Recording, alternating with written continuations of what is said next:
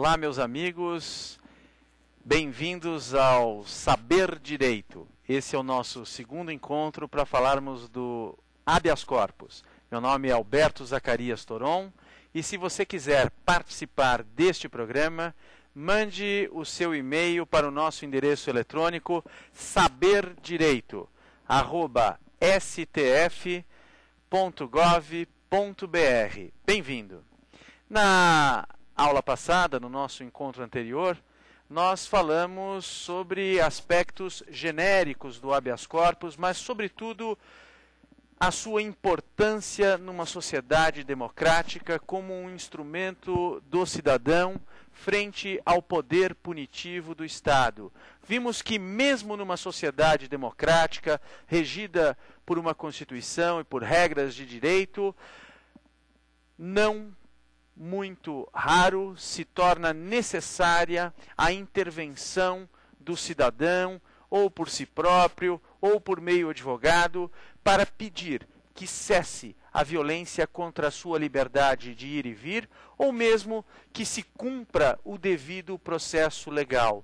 Vimos que o habeas corpus entre nós, ele tem um largo espectro de utilização. E nós vamos começar essa aula com duas perguntas dos nossos convidados, dos nossos alunos, sobre o tema da aula anterior.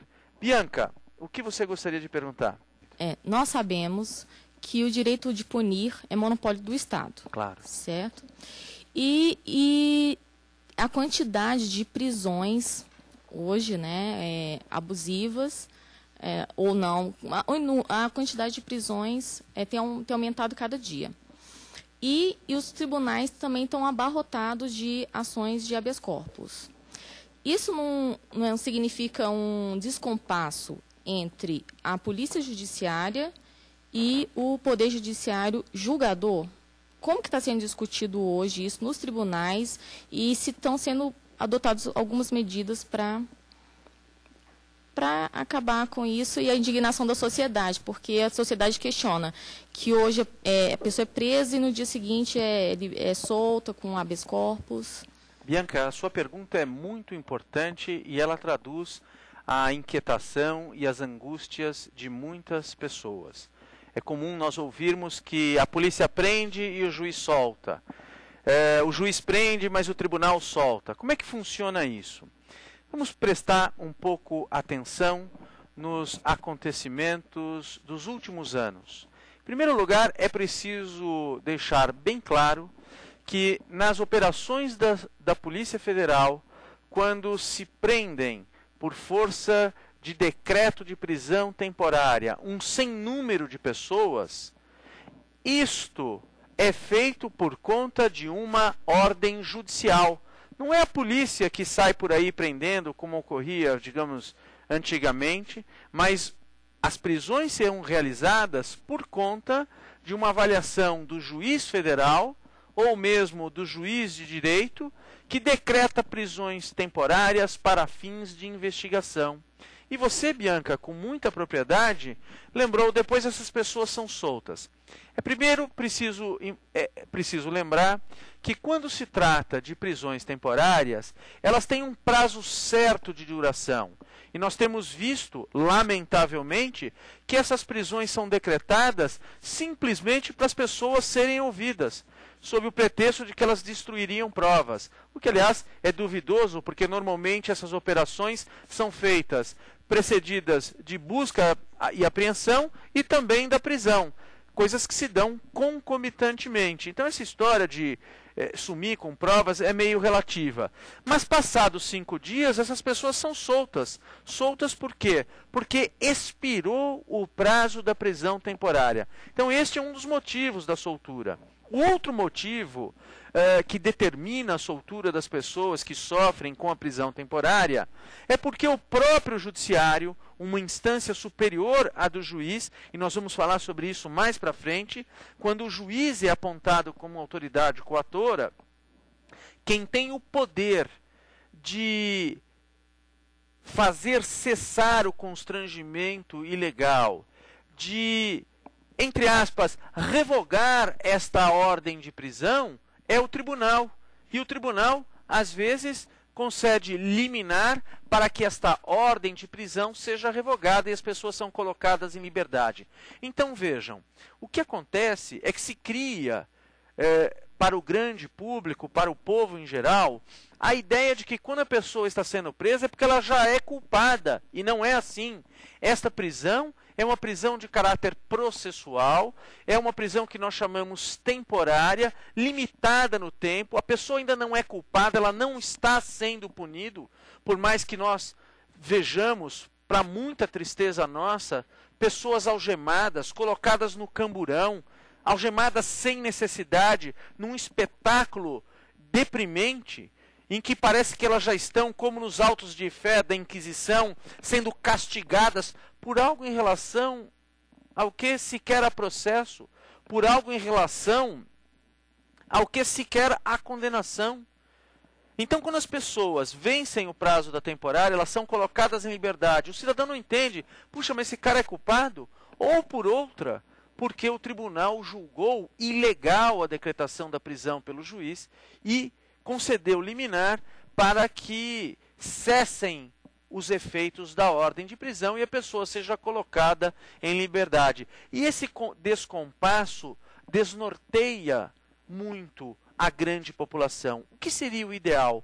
O ideal seria que os juízes tivessem um rigor maior antes de decretar essas prisões temporárias. E mais, que não se exibissem as pessoas como troféus de uma operação bem-sucedida. Aí talvez nós tivéssemos um grau de espetáculo menor, mas em contrapartida maior eficácia e um sentimento de que a justiça trabalha e não um sentimento de impunidade que acaba por uma visão distorcida das coisas, passando para a grande população com a soltura das pessoas que, como nós dissemos, não são sequer alvos de processo no sentido formal da palavra, são meros investigados, às vezes meros suspeitos, e menos ainda foram julgados.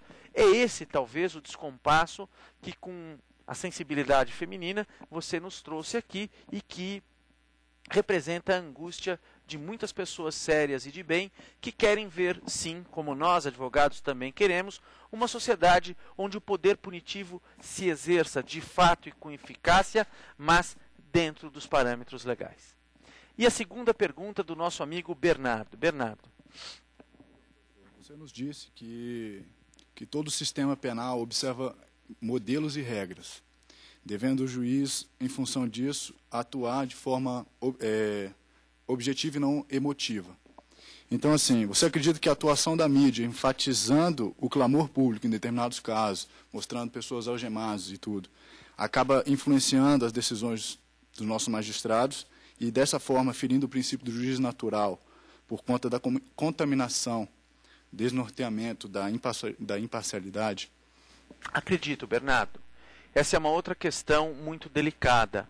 E quem trabalhou esse tema, Bernardo, com muita propriedade, não é um grande acadêmico. Trabalhou com muita precisão, foi uma figura hoje saudosa, um dos grandes nomes da advocacia brasileira, que era o professor Evaristo de Moraes Filho. Pai de Evaristo de Moraes Filho, o grande Evaristo de Moraes, advogado do Rio de Janeiro, nos deixou uma lição para nós advogados, para nós cidadãos, imorredoura. Mas foi Evaristo de Moraes Filho, que era um militante, que era um homem de esquerda, que era um homem filiado ao Partido Socialista, que defendeu o ex-presidente Fernando Collor de Mello. E Evaristo de Moraes Filho, no calor do caso Collor, ele trouxe à Suprema Corte um memorial. E neste memorial, ele chamava a atenção para o seguinte: nós, advogados, somos educados desde a escola a preservar o sigilo, a ter uma discrição. O Código de Ética mesmo nos recomenda que nós não falemos publicamente sobre as causas que nos foram confiadas. Mas há, amigo telespectador, meus amigos aqui, casos e casos. Há casos em que tudo se passa no âmbito da sala de audiências, no âmbito do judiciário. Há outros casos, porém, em que nós temos um verdadeiro julgamento pela mídia, aquilo que os americanos e os ingleses também chamam de trial by media. E quando alguém se submete a um duplo julgamento, ao julgamento no processo propriamente dito, e de outro lado, ao trial by media, ao julgamento pela mídia, pelos órgãos de comunicação, é evidente que o advogado não pode se calar. Porque o juiz ele não é uma ilha, ao contrário, nós vemos hoje cada vez mais o juiz mais participativo, dando entrevistas sobre os casos que estão sob sua presidência, sob o seu comando, sobre processos que ele tem o dever de cuidar, a despeito de a lei orgânica da magistratura proibir. Há até um debate importante sobre isso. Mas é evidente que o juiz, não sendo uma ilha, ele se contamina.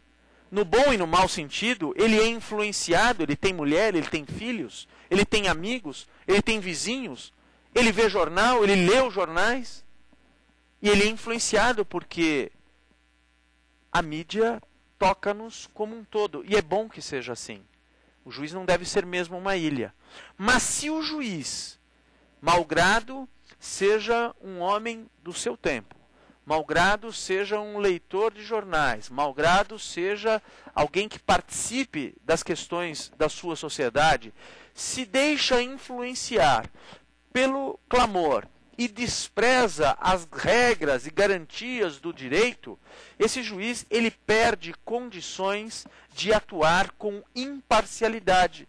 E nós deixamos de ter um juiz isento, nós deixamos de ter um juiz com uma condição essencial para conduzir o processo com equidistância, isto é, com justiça.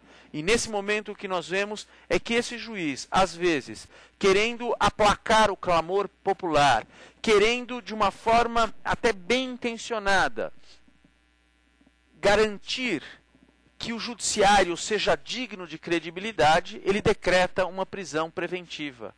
Prisão essa que, no entanto, nem sempre tem fundamento. Prisão esta desnecessária, porque a ordem pública não corre risco, o sujeito não vai praticar novos delitos, porque ele não ameaçou testemunhas, não há nenhuma questão ligada à conveniência da instrução criminal que reclame a prisão. Homem casado com filhos, estabelecido, radicado no distrito da culpa, não há por que decretar preventiva. Então os tribunais mais distanciados do fato, os tribunais acabam revogando essas prisões, concedendo ordens de habeas corpus.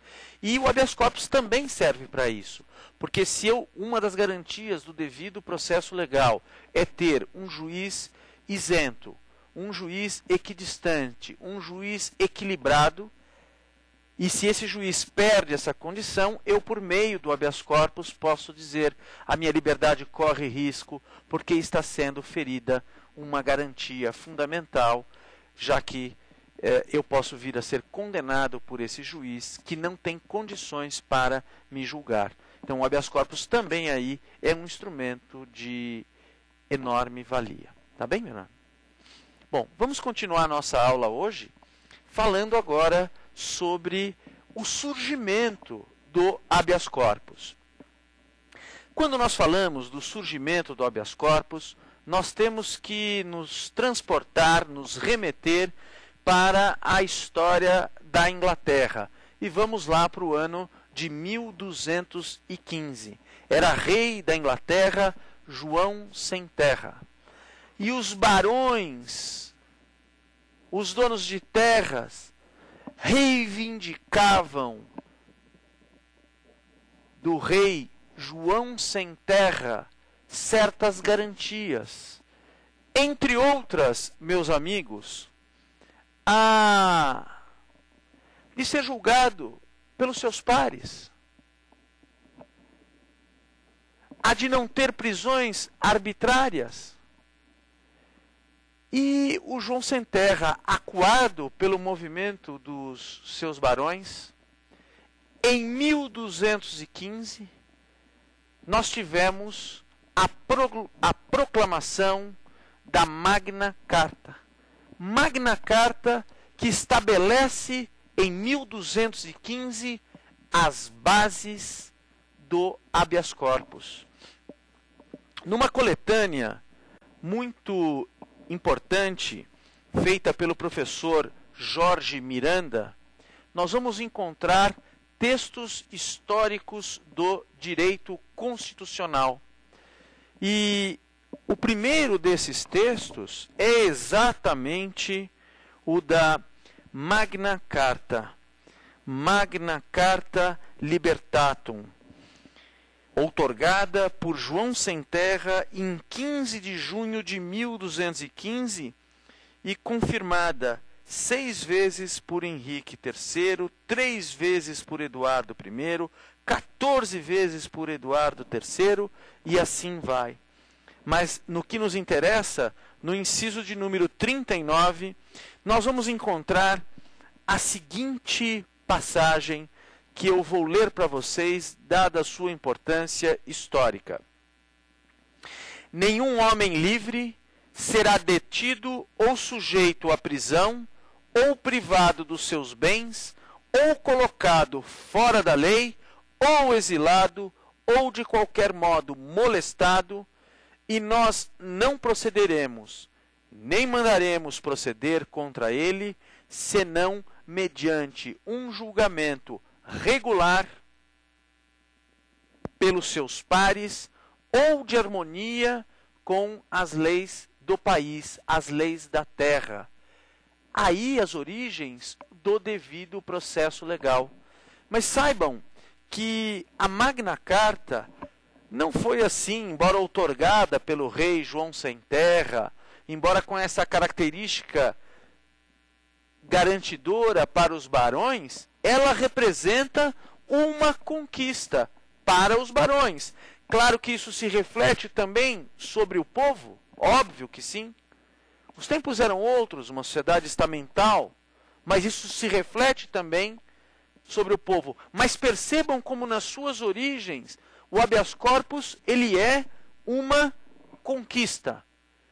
O direito de eu ser respeitado, o direito de eu não ser molestado, o direito de eu não ser preso, o direito de eu não ser julgado senão segundo as leis da terra, senão de acordo com o devido processo legal. E por um juiz natural, pelos meus pares. A ideia do júri nós temos aí também.